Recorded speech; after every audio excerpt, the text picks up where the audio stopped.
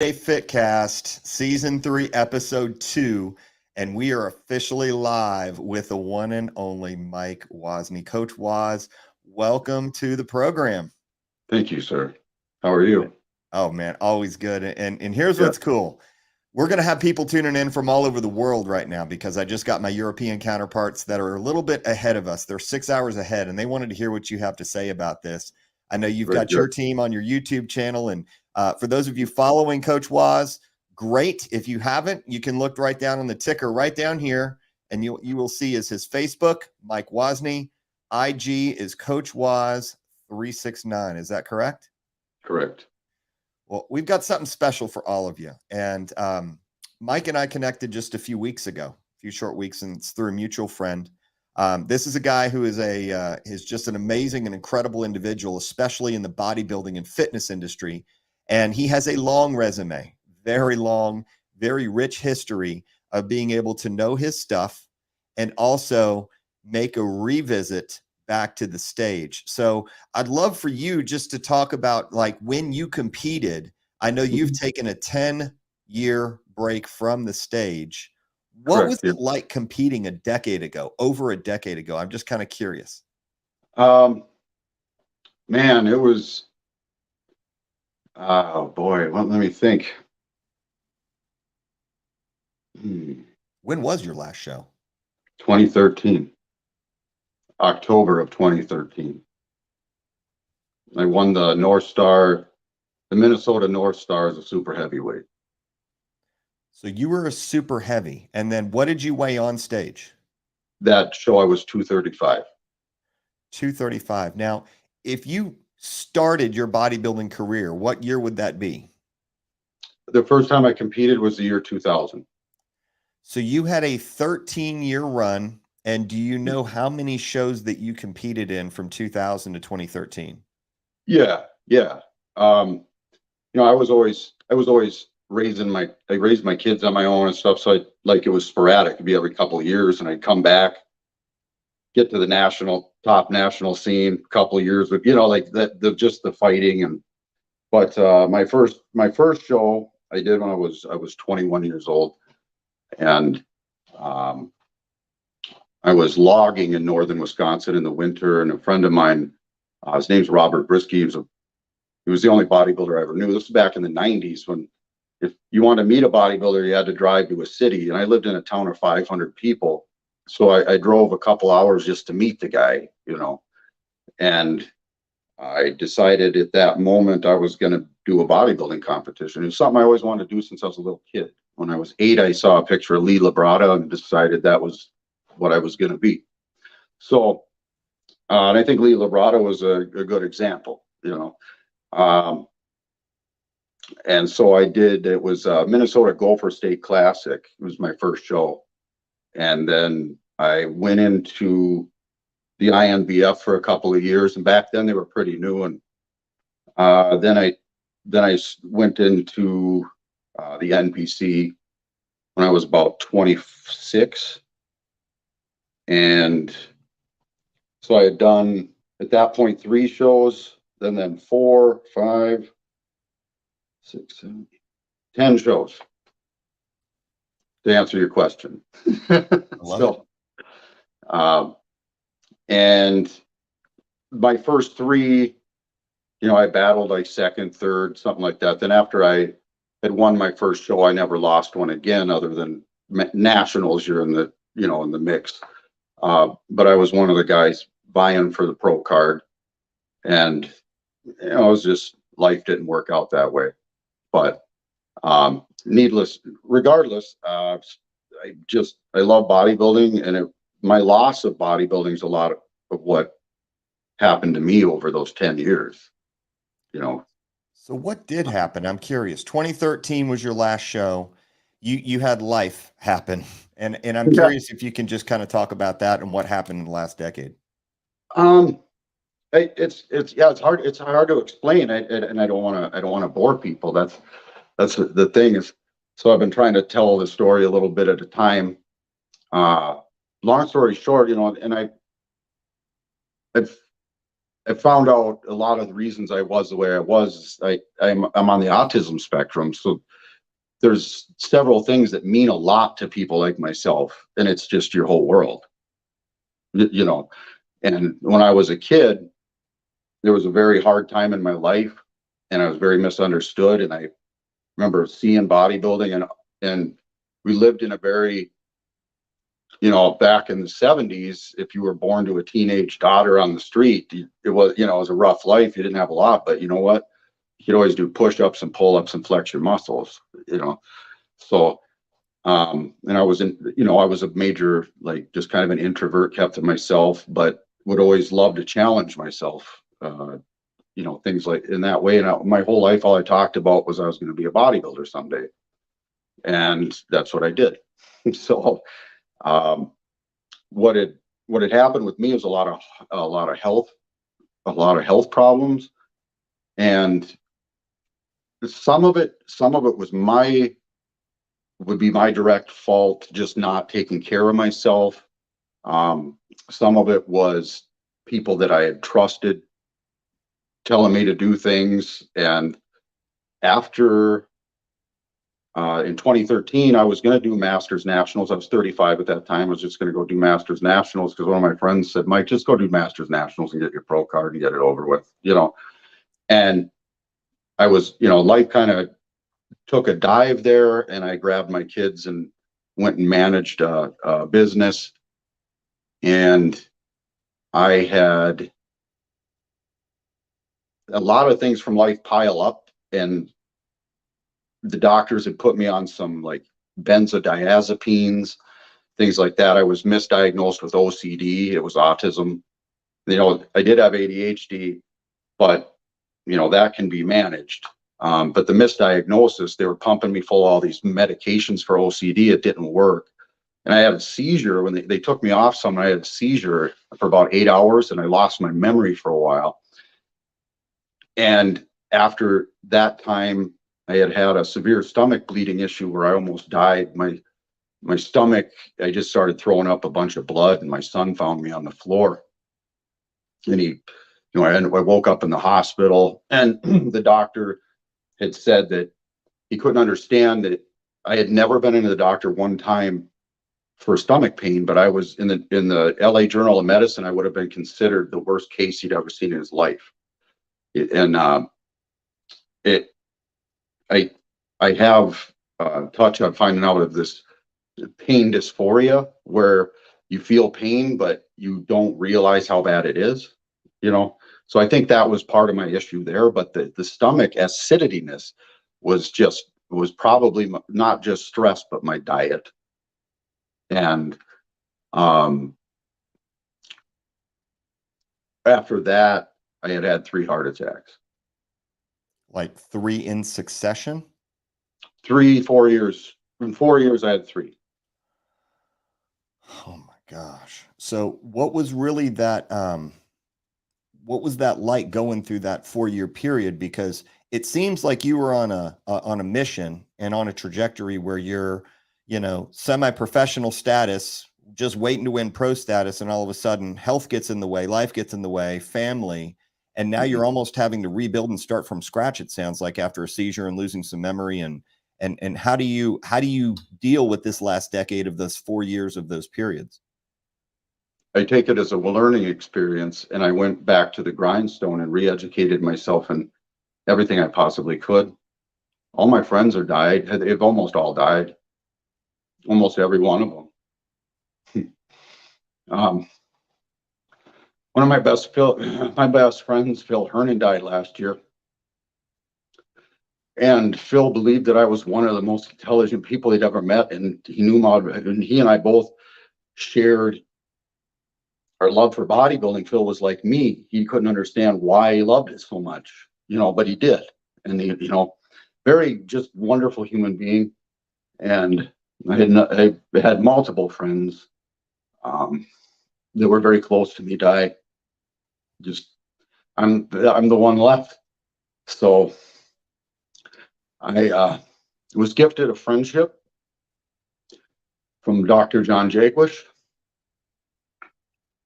And I went to work fixing myself, uh, did the diagnoses that I needed, found out why I'm the way I am. And then once I figured that out, then I can go back to the grindstone. And I've been fixing all the damage I've had in my body from all the, the hard work and weight training. And um, I was on a lot of meds for my heart. I've gotten off of everything. I mean, my doctor can't believe how healthy I am, believe it or not. And my friendship base out here, I'm friends with the top people in this, the training, the hormonal supplementation, diet, you name it. We're at the forefront.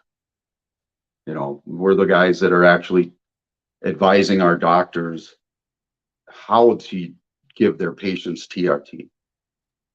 We're the guys that are advising doctors how people are actually supposed to eat. And we break it down to a cellular level.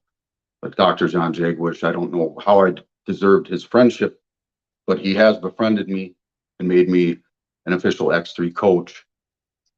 And I've integrated the X3 into the bodybuilding training. That's going to really change the future too. Not just the X3, it's variable resistance. The reason I went with the X3 is Dr. John Jagwish designed it to be used for pro athletes, and he tested it on two of my very close friend bodybuilders in the production of it. The people that were mocking it don't talk anymore because we proved ourselves. It's been proven variable resistance is superior to a rock with a handle on it. So you can methodically apply load to the muscle where it's safest and still keep blood flow cut off. And we're making leaps and bounds with this stuff. But then people take me wrong because I still use static loading for things in my training. And there's different, there's more things we have to do than just the X3 because there's a lot of confusion. The X3 itself designed, the average person can be in amazing shape just using the X3 and eating like the doctor tells them to.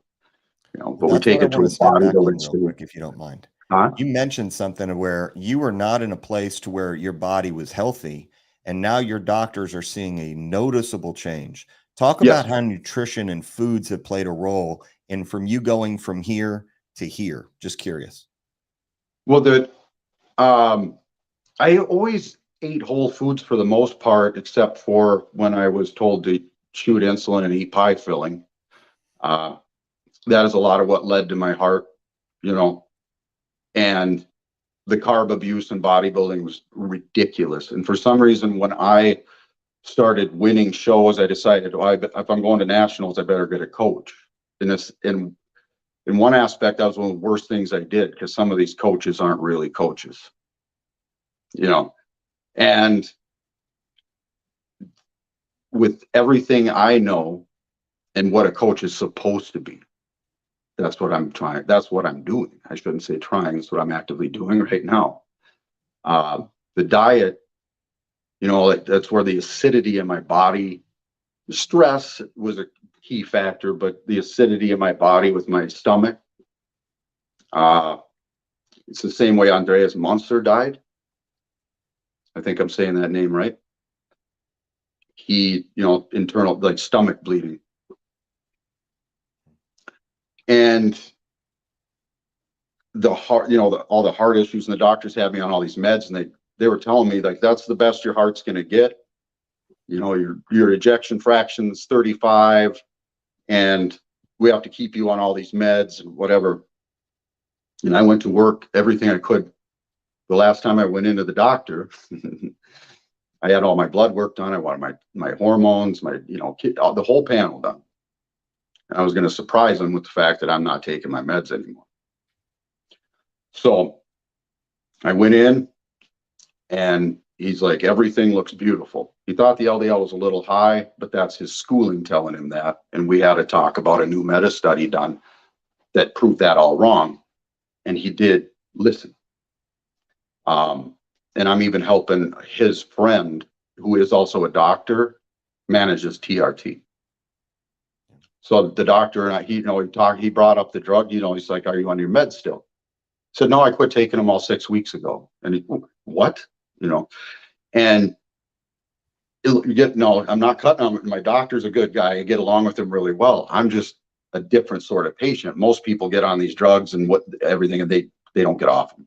You know, um, in order to get my heart rate up high enough, I had to come off the meds. In order for my body to regulate its own blood pressure, I had to come off the meds. For my body to regulate its own cholesterol, I had to come off of the meds. You know, I had to come off of blood thinners. So I came off of all of it. Yeah. Well, I you have to understood. see that somehow you were able to recognize that as, look, the meds are actually hurting more than they're helping.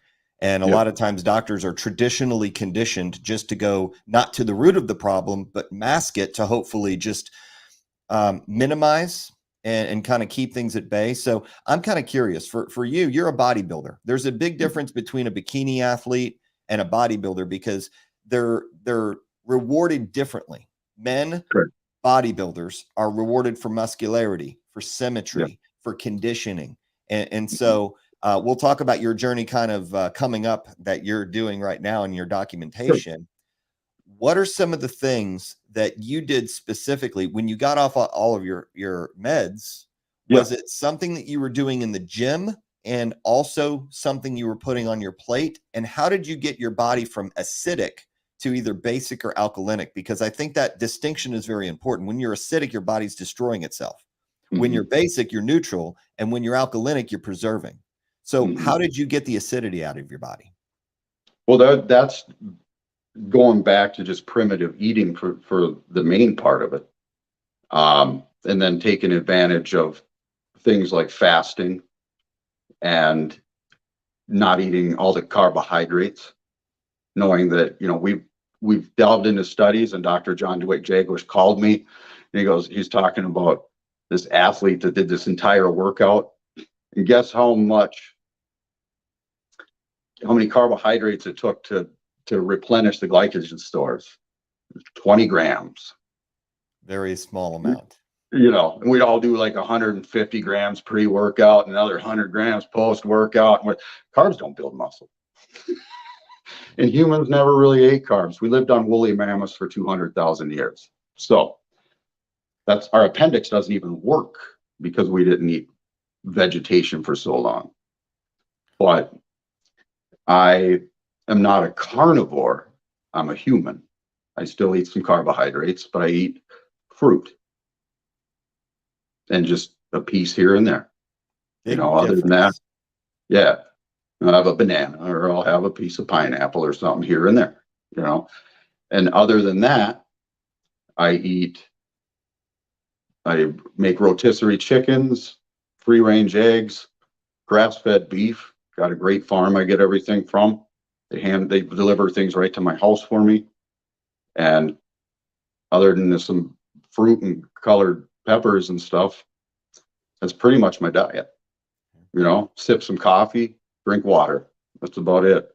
The only supplement I use really is Humanofort and Fortigen. So it sounds very simple, and you've kind of dumbed it down to where now you know what those things are. When a new competitor is looking at getting into this arena, could be a bodybuilder, could be bikini athlete, men's physique, wellness, whatever you choose. right. Teen, masters, open, doesn't matter. What are some of the common mistakes that you see new competitors make these days? Oh boy, common mistakes. Wow. Social media, like they're educating themselves on TikTok videos, and these guys like, you want big jacked arms, do 10 sets of this with the reverse supinated grip, and then 3 reps like this. That has nothing to do with hypertrophy. They think it does because they learned it on YouTube or they learned it on TikTok. And you go to the gym and you see these trends, there's a hip thrust over there and there's this over here, and nobody really knows why they're doing it. It's monkey see, monkey do. And when I was a kid, we did, this is where it goes wrong too, is when I was a kid, I remember I was just feeling out your body, working out things, and you're growing. Then you start reading the magazines, all 6 meals a day. Oh, muscle only 1 time a week. Oh, and it's all a crock. I'm not going to swear here, but you know what I'm saying. Yeah. And so But that's one is learning they from follow TikTok, right? that. Or trying to find social media or look to somebody and find out what they're doing and realizing that their regimen doesn't work for that person. Yeah, and they look, they watch these channels, I guess, like they would be basically a magazine online, but they have to constantly have things to print about, and they find like this much truth in what they're saying and then just expand upon it. And pretty soon guys are cuffing their arms off with things, and you're just watching this stuff going, oh my God. BFR, blood flow restriction, and we're doing hip Yeah, thrusts. And you know, like, man, you just got to learn to do curls properly first. Let's not jump over. so what I'm hearing is you're keeping it very basic and you know what works because you've realized that in order for hypertrophy to happen, number one is the protein needs to be there and a delivery source, which is your simple carbs, with fruit and vegetables and whatnot. What are some of the other mistakes? So social media is a big one. What would you say if someone's looking to get a coach or hire a coach? You mentioned that there's some coaches out there that are just doing cookie cutter stuff. How would you interview a coach? What would you look for? What would be some of the questions that you ask them? Oh, that's a good question, actually. I like that. I would start asking questions about their training style, why they do it, because I read all of these. People bring up, oh, I hired this coach online. Here's my workout. Oh, okay. Oh, front squats, 3 sets, 8 to 12. Back squats, 3 sets, 8 to 12. Oh, 6 meals a day: chicken, rice, broccoli, chicken, rice, broccoli. And I'm reading that, and they're like, oh, I look at the picture of my coach. My coach is in great shape. Well, I trust this person. This person don't know anything. But they need to ask them why they train that way. Why are we training like this? What is this doing for me? And try to educate yourself, I'd say, a little bit first, because people can make things sound very good that it's not even a factor, like micro tearing building muscle. How many guys would be like, I just got to rip them down. It's been proven 40 years ago micro tearing didn't build muscle. There's still guys saying that. Yep. you And you brought up Lee Labrada. I remember when Hunter and Lee, they were about 3 years ago doing a seminar over at World Gym in Texas City, and they live about 45 minutes from me. And Okay. the one thing I really loved was his philosophy was very simple. Keith Klein, who was my nutritionist, was Lee Labrada's nutritionist and his workout buddy. So a lot of the same philosophies were progressive overload and making sure that the muscle is fed and making sure you're rested. So the progressive overload is constantly keeping your body in that state of growth and shock to tear it down to build it back up even stronger next time. So is that kind of the same philosophy that you would prescribe, or are you more or less working as far as just whatever gets that muscle torn down and I don't tear how it's going muscles to down. rebuild, you're going to fuel it back? What is your Matt, philosophy I on don't. really how you're training for this show coming up over the next 15, 20 weeks? Okay. But Matt, I don't tear muscles down. So what do you do? I signal a response to increase protein synthesis through the hormones. The tension activates androgen receptors. Okay, and the tension causes an IGF-1 production in the cells. The tearing that people used to see or would see in like a biopsy after training was strictly from using mechanical load, and in the bottom where the muscle is stretched too much, they were causing damage to the muscle. Until that's fixed, the hypertrophy cannot begin.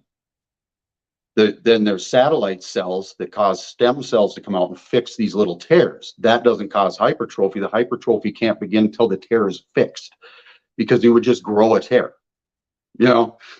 But that's why with variable resistance, you can make the muscle, when it's you can cut the blood flow off to it with just enough resistance. That's the first factor, which is usually 50% of your 1 rep max for that muscle, whatever you're doing in that lift, whatever. That's a good way to gauge. That's enough to cut the blood flow off to create hypertrophy, because that raises myostatin, because it's everything that's in there, all the oxygen and fuel, everything's cut off, and it's got to pump and just until it basically dies within itself. And then when that oxygen deficient blood that's got all this in it hits the bloodstream, your heart goes boom. What just happened? Your heart forgot about that muscle. You're pumping the hell out of it. And your body's just pumping along because the blood flow's cut off here. It just gets a left hook from everything that just came out of that muscle. Like, whoa, what just went on over there? Your body doesn't do anything unless it's for survival. And as far as it knows, whatever it just failed doing could have killed you. The myostatin then from that, would be myoblasts are created, lowers myostatin. That's the ceiling for muscle growth. Then with higher stabilization, with higher force output, we get large amounts of growth hormone production, IGF-1 production, and even other growth factors. Then when the more load we can contract the muscle through, the higher the GH output and the more androgen receptors we activate. Okay. So when we get halfway through the rep now, we can take a variable resistance and then just load the living hell out of that muscle where it's safe and make it scream. But then we let off enough resistance. Now we have like 50% of that 1 rep max. Again, we can go down and squeeze up again and then load it. Then blood is never cut off to the muscle. You can do reps until you absolutely drop like that. Instead of doing 3 sets of 10, you do 1 set of 30 because you're contracting under that muscle's maximal amount every rep. With a static load, as soon as a couple of fibers start to fail and you get to the bottom, you can't lift it anymore. When you have variable resistance and you're contracting it the hardest at the top, then you come down and you might burn a little more energy, but you can still get there within a millimeter and another millimeter and another millimeter and another millimeter until the point where you can't move it anymore. And now you have drained every ounce of energy out of that muscle and made it contract under its maximal amount under every single rep and not do a damn bit of damage so your hypertrophy can be going quicker. You recover faster, you have no joint damage, and you can train again. And I have a lot of my guys hit a muscle every single day. And using this technique, approach, procedure. And then there's, then I do methodical stretching of muscles, static loads, things like that after the muscle's hot, after we've ran it through its hypertrophy. Now we're going to create hyperplasia. We're going to stretch the muscle out so it makes room for all the other muscles. We got to do that conditioning. So when on stage, we do that rear double bicep with that nice separation, those deep rhomboids, all that sort of stuff. It's cosmetic. And then all my training with the single leg work, the balance, everything's in proportion. You'll never be out of balance in your physique using gymnast rings, things like that. Also, we're not loading up our body and making a big waistline. I'm going to show everybody what a tiny waist is. I'm going to have a vacuum that's going to show my spine, So, and then the abuse of carbs was almost all of the distended stomach issue. All these morons are talking about it was growth hormone. There's nobody with a 35-foot intestine coming out of an autopsy. I have a very close friend who was a coach of mine that did autopsies, and they cut intestines open. They were this big around, full of black sludge from all the shit everybody's eating. And then these guys carb load and cut their water at the same time, and they have 10 cups of rice stuffed in their guts. And from all the insulin and pie filling they're taking, they have a 1-inch thick visceral wall fat behind their abdominal wall, and they all look like they're pregnant. Yeah. So these guys are like 280 pounds, but they got 30 pounds of crap in their guts. That means they're really only 250. Yeah. So there's a guy that could be 250 and look better than this guy that's 280. And we reward that. That's what's been rewarded, and I'm tired of it. Yep.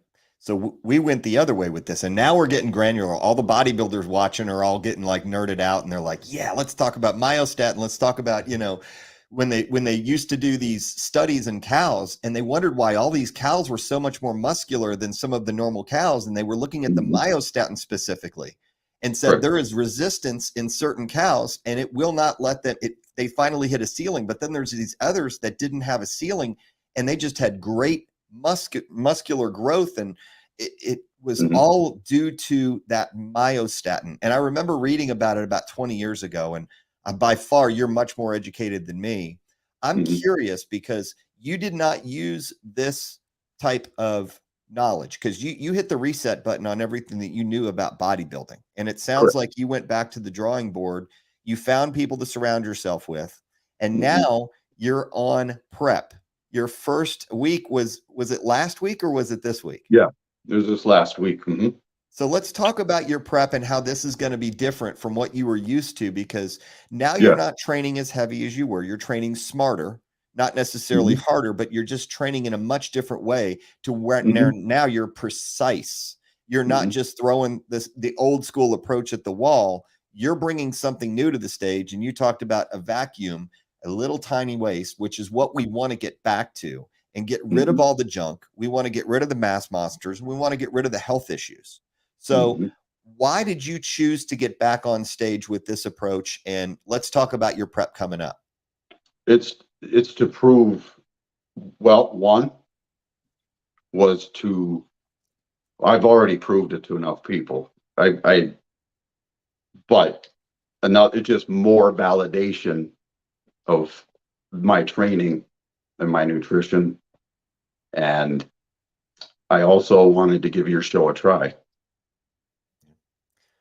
Well, that's, So by the way, because very honoring too. And you're growing, and I want somewhere safe for my competitors to go, because I want to take care of my people. When there's, when we're old men, I want to shake their hand and still be friends, you know, and but I want them to achieve their dreams. So I I'm just going to prove it to the world, and this is what I'm going to do. This is my calling. Um, they say that there's a time in your life you realize why you're still here, and this is what it is. Christmas a couple of years ago, it was around noon. My heart stopped, and I came back, and I haven't looked at anything ever since the same. I actually got in a really big fight with a nutritionalist that tried to feed me margarine and pudding and crackers with peanut butter on them, and told me I couldn't have coconut oil because it would kill me. And pretty soon, and I just got to the point, and I apologized later, but I was like, ma'am, you need to just get out of my room right now. And if you say another word, there's going to be problems, you know? And I'm just like, what is going on with the world? So we're exposing now all of the General Mills and Kellogg's, all the crap that they've done to the diet and fed the FDA and made them integrate it in the school systems, and the villainizing of red meat. I just released the study. Dr. John Jagwish was kind enough to dig it up for me. I printed that proves that they based the red meat killing you thing off one guy they followed for a year that ate a hot dog every day. We all laugh at one guy that ate a hot dog every day. That's what you base red meat off of. Not just the sodium nitrate, but the guy his lifestyle was probably crap. Who would even eat a hot dog? I wouldn't. yeah, I wouldn't feed a hot dog to my children. not even a dog at this point. Dogs, it's unhealthy for them, let Yeah, alone a human yeah. being. But you brought up a point, and I want to ask you this, because a lot of people say they eat clean, they eat healthy, but they're not seeing results, and that drives me Mhm. insane. And I know it drives you insane too, because I dug in with somebody just recently, and I'd like your take on this. He Sure. goes, "Well, I'm eating clean, and I just haven't seen the progress." I go, "What do you consider eating clean?" And finally, we started to uncover that he was eating out. And when you Oh. eat out, you have things that are cooked in margarine and oil and butters and stuff that our body was never meant to process. And Hmm. essentially, it was just he thought one thing because he was programmed to think that chicken breast was clean eating. But what you didn't understand was how it's prepared is the most Hmm. important thing. Fried chicken is not clean. Grilled chicken without butter or oil is a little bit better as long as it's organic. And you mentioned grass-fed beef. So when you hear people are eating clean, but they're not getting results, what do you really attribute that to? I'm just curious. Well, it's usually it. First of all, if they don't have a coach, first of all, if they're honestly following if they have a coach and they're honestly following what their coach is laying out, well, their coach really don't know what they're doing then. Yeah. Straight up. Now, if it's one of those people that are lying to themselves and their mess ups aren't that big of a deal, it's you.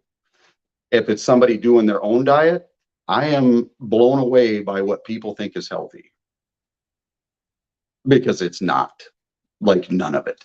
So give me an example. What would be an example when you think that someone says that they're healthy, and what are some of the things that you're seeing that aren't so healthy? Well, you just watch people. Like, I get up every morning, and I have, like, I'll have an English muffin and some orange juice, and I'll be like, what? you have processed flour and some fructose water that has no vitamin C or even enzymes left in it. You know, and then they're like, God, my doctor says if I don't get my blood sugars down, they're going to have to put me on metformin. Oh, why don't you quit drinking orange juice and eating English muffins? You know, and like this is, you see the world saying this stuff, and it's like, you know, we know Kellogg's and General Mills made breakfast the most important meal of the day so they could sell them huge profit cereal and Pop Tarts and everything else, and that's now what humans eat. It's sad, you know. Somebody said And enriched flour, somebody said sucralose, you know, and we're thinking about all this processed food, which, you know, the human body was meant for natural food. And you went yeah, back to the mammoth diet. And I think that yeah, that was so key that you said that because, and by the way, I look at comments because comments are coming in. And so if I'm looking at the camera and looking down, it's really kind of cool to be able to do this. okay, Um, that was something that really caught my eye when I first started competing because there were a lot of people out there that gave the cookie cutter stuff. You seem to have something that's going to change the way that not only you, but your team is going to show up on stage in a way to where they don't have to go through the rigmarole of, you know, doing a peak week the same way that we used to when we were competing. yeah, Is that what I'm kind of getting at? The peak week is going to look different because you're coming in differently. You're not trying to mhm, manipulate things at the last minute and then all of a sudden you've got to overcorrect. How right. often do you see people overcorrecting, especially on peak week? If every time, I'm going to say every time, especially if they, you know, if they're not seasoned in doing that sort of thing. And there's, if you start manipulating stuff, man, you got to be really versed. And, you know, like sodium, guys just, and a lot of guys, it's all or nothing. No sodium or all the sodium or all the water, no water, you know, like all these carbs and all the, like, it's just, it's black and white or it's nothing, you know, they, and that's just lack of knowledge. So that's why guys just, nope, I'm going to do this because they're afraid if they do something else, it'll mess up. Well, usually they're messing themselves up by being so strict to this one thing. But that's just lack of knowledge. And that's where a coach too, my job is to teach people why they're doing it. If I can't teach them why they're doing it, why would they trust me? They have, you know, in order to earn their trust, I have to show them that genuinely I'm trying to give them what they want and keep them healthy at the same time, you know. Um, Even if a guy's using anabolics, I'm still going to be like, you know, this is the truth on how they work. You're a big boy, you can do what you want, but this is what I would advise.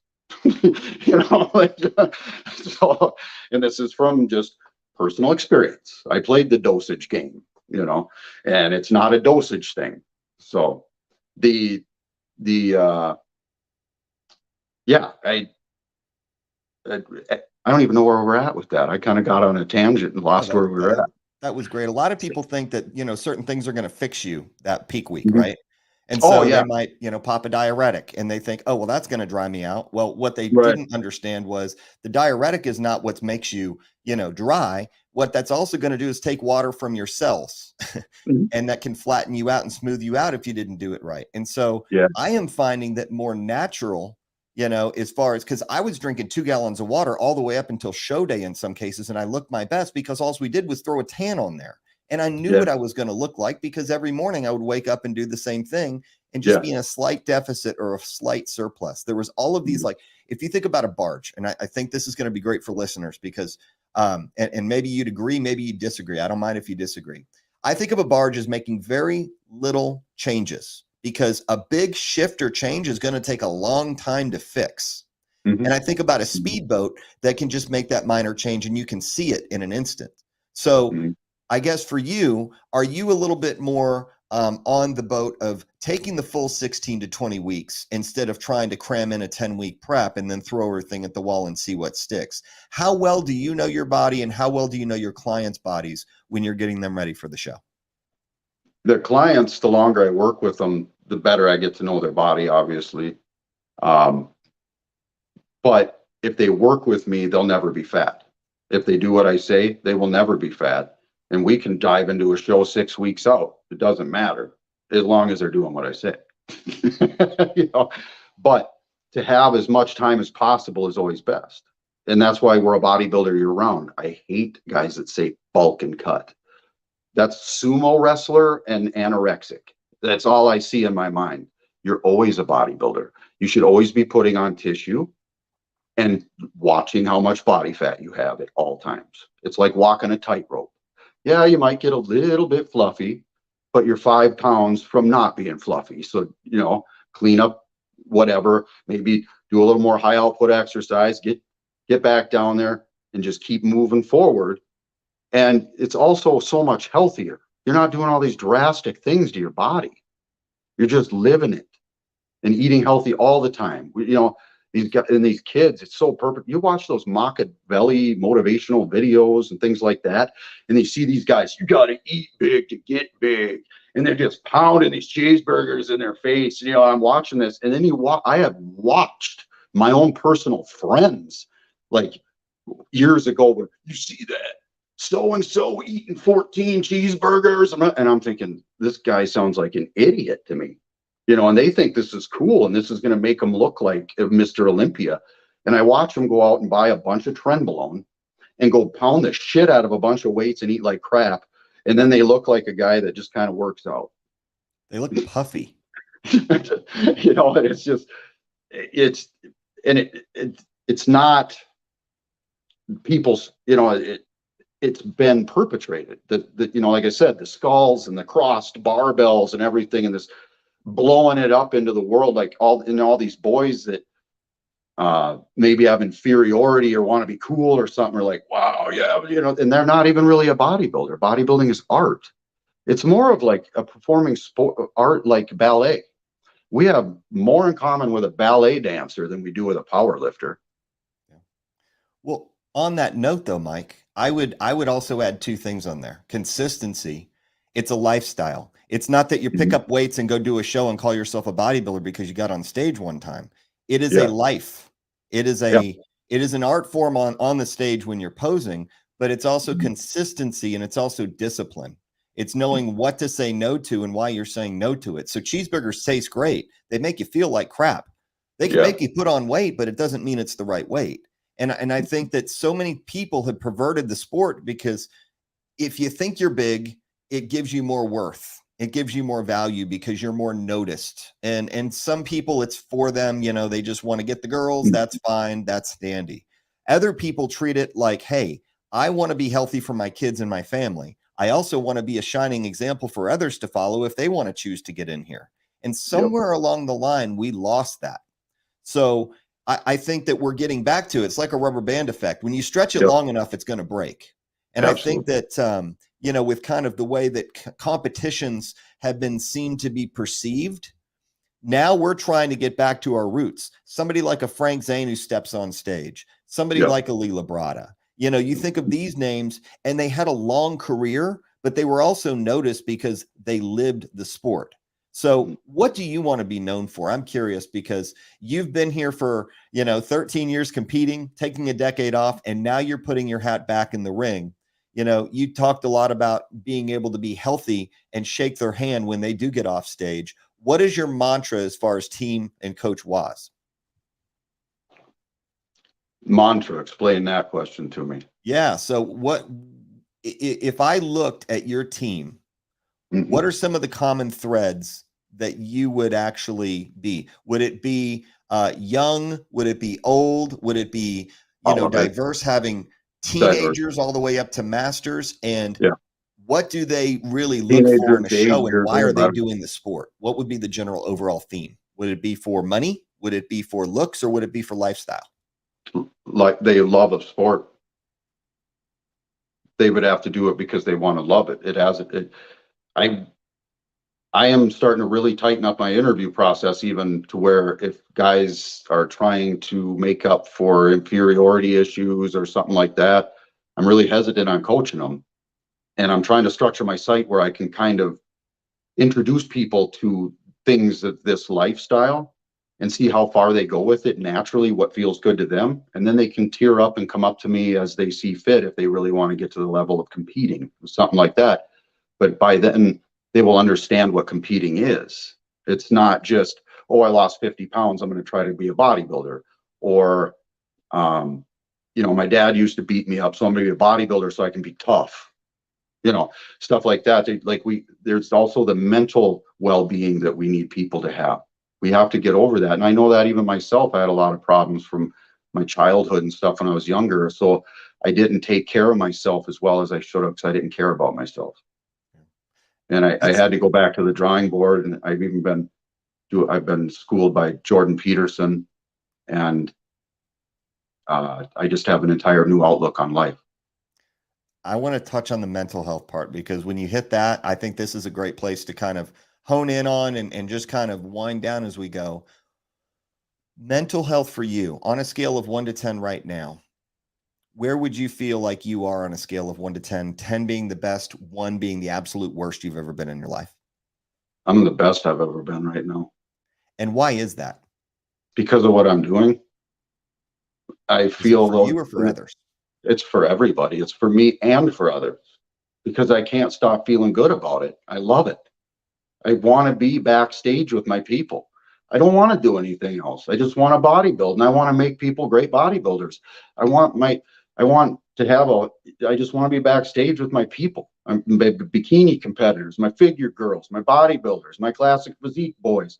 I even help athletes. It just to be a part of that till the day I die is huge to me. And it still gives me the ability to do some bodybuilding myself on the side, because you know what? I just love it. And I have what it takes to create some of the best physiques in the world, and I'm going to prove that to everybody. And I want to ask you this follow-up too, because this is important. How long did it take for you?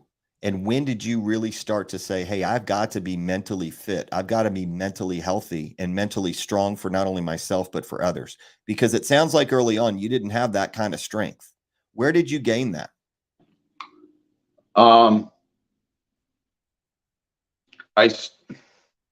would say I started, obviously I had somewhere for my children.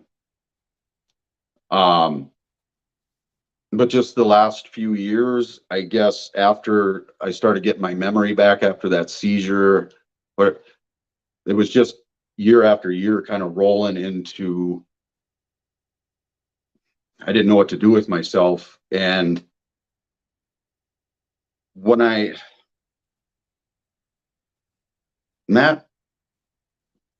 died, basically the first time, or would have, I started cleaning my life up. My friends were all dying. I was lost for a few years, and I guess that was it would have been July of 2020. And since that point, I've been working at trying to fix and better myself. And I'm doing what one of my best friends, Phil Hernan, wanted me to do. He told me that I could be the greatest bodybuilding coach there ever was, and he believed that. And I was supposed to give him a kidney, and we were going to open a studio in Florida, but we lost him because of the jab. And a lot of people miss Phil. And if anybody looks at Phil, he's the best representation of bodybuilding I've ever seen in my life. So do you feel like, just with, kind of Phil being there, you want to make him proud, you want to make yourself proud, you've got now a mission, and it's fully clear to what you want to do? Is that kind of what I'm hearing?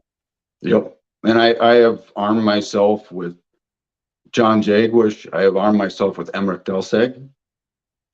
Anybody wants to know some really interesting stuff, look up Emmerich. And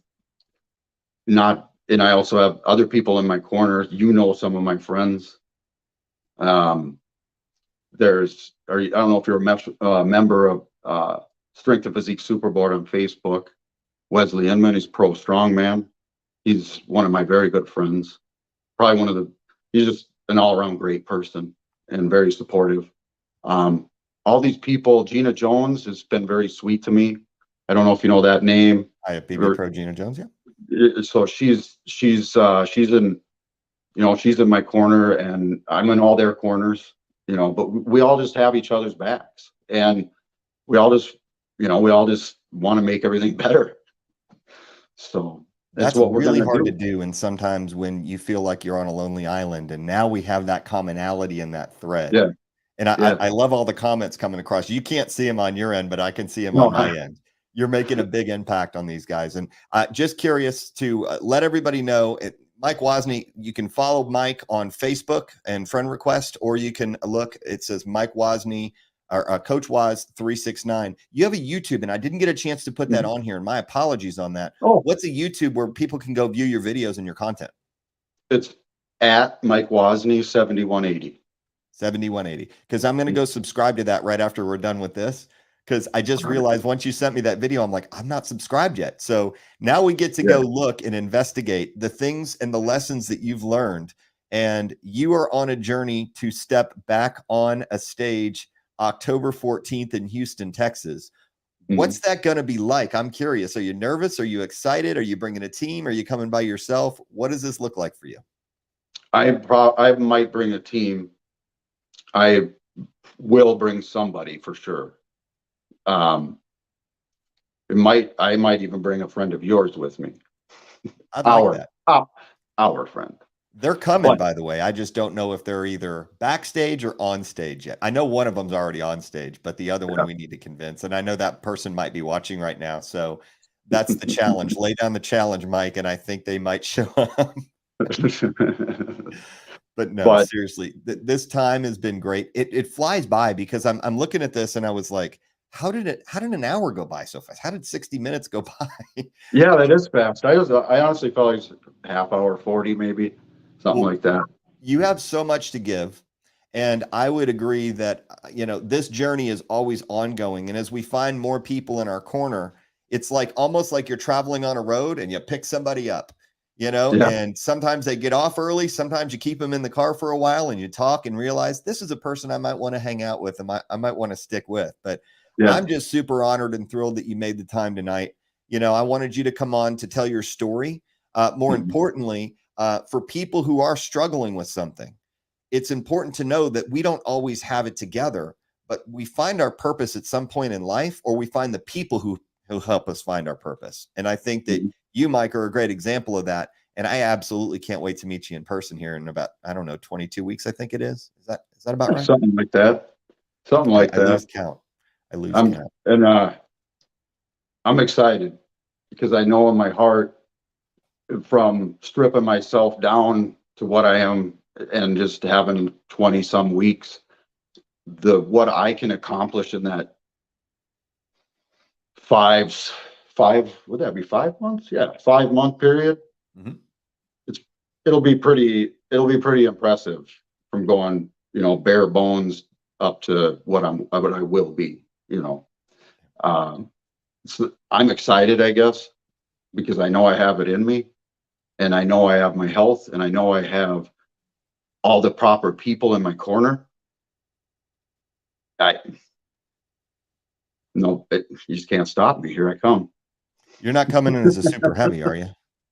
I probably won't be a super heavy. I bet I'm very much just naturally a heavyweight. If I look my best, I'm gonna guess if I was just like a ridiculously chiseled 220, I would, and everything was proportionate, it'd be hard to expand on that other than some little, just picking up little things or a little more size or something like that. But then of course there's a point when you start to blur quality, and then that's what happened to bodybuilding. And a lot of the fans didn't know that they were driving that either. The fans wanted, the first time they saw some of these giant mass monsters, I think the last one that did it somewhat healthy was Dorian Yates.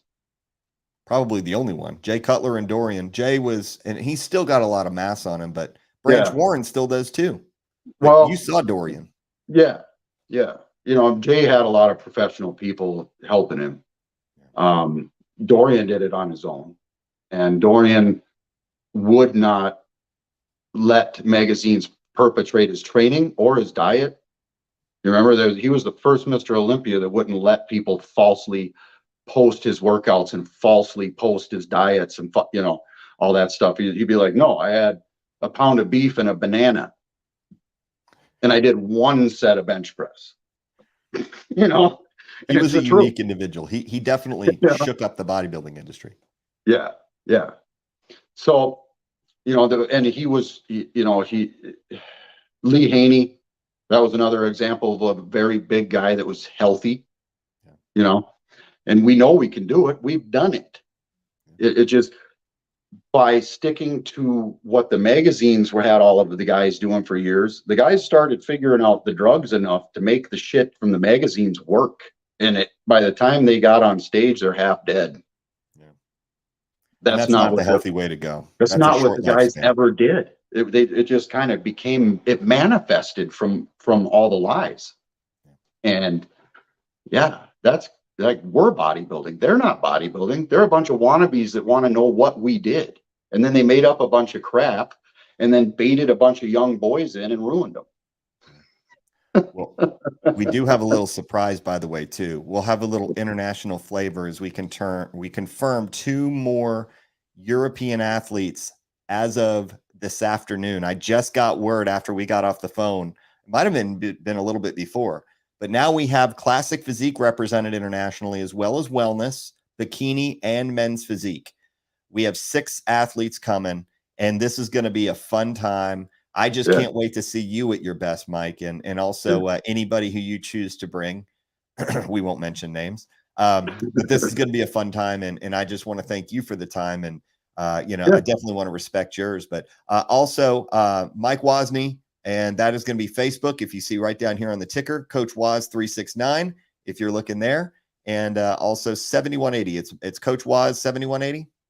No, you're talking about YouTube. It was at Mike Wozni 7180. At Mike Wozni 7180. So, my friend, enjoyed the conversation. We need to do this again soon. You up for it? Yeah, absolutely, Matt. It's a pleasure finally talking to you face to face.